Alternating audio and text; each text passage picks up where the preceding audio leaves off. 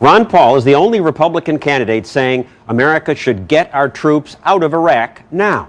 He says the United States should not be the world's policeman. You say we should have no world policeman. The world doesn't need a policeman. We're wise and powerful. Isn't it our responsibility to help others that way? It's okay for us to have a responsibility personally to help other people. If we didn't have an income tax, you would have more money and you could help as many people as you wanted. But to go around the world and spread democracy and spread our goodness, no. I think it doesn't work. There's too many unintended consequences. And to spread our goodness overseas, it usually requires force. We're spreading our goodness in Iraq. We can't do that without dropping bombs on there and killing a lot of people. I think we should only do those things under the prescribed conditions of the Constitution. Is war ever justifiable? Sure. If you're attacked, you have a right and an obligation to defend our country. And the Constitution is very clear on that. So yes, in defense, I do not believe there's ever a moral justification to start the war. So World War II, we were justified. Sure. Because of Pearl Harbor. Right. How about going into Afghanistan after September 11th? I voted for that authority to go after those responsible for 9/11. I was very unhappy with what happened because we neglected to pursue Osama bin Laden. We didn't pursue. We were justified because he was there. Because he was supported by that country. And they committed a violent act. But that did not mean that they had the authority to occupy and try to transform Afghanistan, which is a problem that has not gone away yet. It's going to be growing. That is a perpetual problem for us because we did not do what we were supposed to do. The Korean War? Totally unjustified. Kosovo? Absolutely unjustified. Vietnam? A horror. We should just not have gotten involved. Right. How about the first Iraq War? They invade Kuwait. We should just say, not our business? It was a border dispute. Matter of fact, we told Saddam Hussein, who was our ally, when we went into Iran, he was encouraged by us. So he told us, he let us know, that he might do it. Invaded the next country and the next country. Well, maybe they should do something about it. I bet Israel would have done something about it, and I bet Saudi Arabia maybe would have talked to Israel. I think if it would have been left to the region, they might have taken care of Saddam Hussein in 1990, and we wouldn't have the problems we had today. But it's not our business. It's not our business.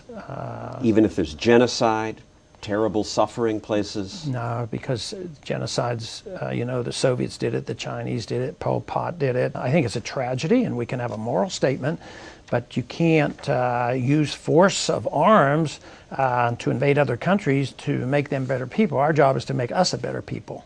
If we don't attack them there, they'll attack us here.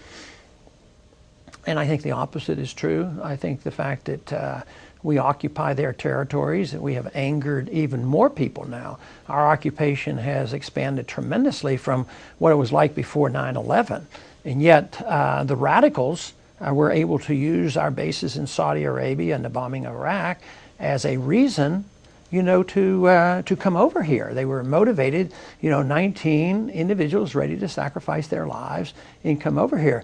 And because we had bases in their land. If you believe what Osama bin Laden says, and I don't think he would lie. Rudy Giuliani says that's an absurd explanation on the debate. He did say that, and maybe he has changed his mind because I gave him quite a few books to read that have studied this rather well by CIA agents and other experts, and they come up with a different conclusion. I think logic tells us that I'm right on this side of the issue, especially if China were to do the same thing to us, and they were here, and they had troops in our land, and they said they were going to protect their oil. I don't think we would like it. We would resent it. We'd probably do some shooting. We'd be ticked off. Yeah. But is this case not different? There are religious fanatics who hate us and want to kill us simply because of our culture. I don't think that's true. It is not Muslim fanaticism that is the culprit. The country that has the most suicide terrorism is in Sri Lanka, and it's not a Muslim issue. The two most radical Islamic countries in the world, Iran and Sudan, do not commit suicide terrorism. So that is not the litmus test. The litmus test is whether they interpret or we are actually occupying a territory that they resent. In the case of Saudi Arabia, that was holy land for them. You would pull our troops out of most everywhere. You'd pull American troops out of Korea, Germany, Middle East, everywhere. I would. There'd be several reasons. One, under the Constitution, we don't have the authority to just put troops in foreign countries willy-nilly and we're not at war. I mean, where does this authority come from? The other major reason is we can't afford it anymore. We're going broke.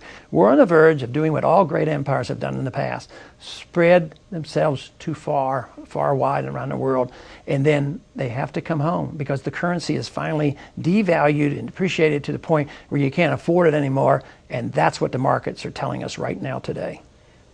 Many say the surge is succeeding. We're at a turning point now, and we are creating a model of democracy in a part of the world that hasn't seen that, and that will change everything. Well, that's the propaganda. I don't happen to believe that, and if you talk to the military people, a lot of them won't agree with it. I happen to get more money from the military, active military people than any other candidate because they see it more from my viewpoint. And if in most of Iraq some religious fanatic comes to power and has money to buy nuclear weapons, just leave them alone? Well, it's not likely to happen, but the threat was that they had them and they didn't. The Soviets had the technology. I was called to service in the 60s. I served 5 years in the Air Force. They were 90 miles off our shore, and they had nuclear weapons there. But we were able to talk to them. We took our missiles out of Turkey. They took the missiles out of Cuba. We should be talking to people like this. I think it's miraculous that we didn't have to go to a nuclear war with China or the Soviets, and they had a lot of them. But we didn't invade them in order to get rid of those weapons. It's the lack of diplomacy that is the greatest threat, not the weapons themselves. If North Korea invades South Korea, we should just leave it alone? Sure, but it's not going to happen. I mean, South Korea is about 10 times more powerful than North Korea. If China invaded Taiwan? Sure. Well, I mean, that's a border war, and they should deal with it. We should stay out of it. Yeah. If Canada invades Montana? I think that might be a little bit different. Because Montana probably could take care of it, but we'd probably help them out from Washington if that happened. That's a role for the federal government. Oh, sure.